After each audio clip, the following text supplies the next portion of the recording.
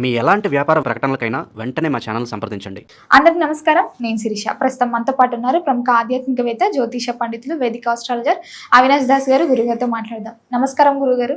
నమస్కారం అండి. ఓం నమ శివాయ, ఓం నమో వెంకటేశాయ. గురుగారు, పూజ చేసే సమయంలో మన మనసు దేవుడిపై లేకపోయి ఉంటే అది దానికి ఫలితం ఉంటుందంటారా?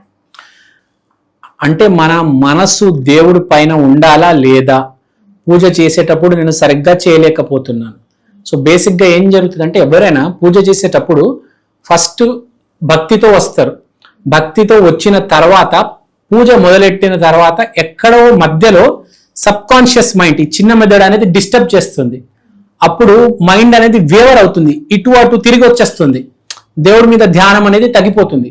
సో అలాంటప్పుడు మనం పూజని అక్కడే విరమించేస్తే బెటర్.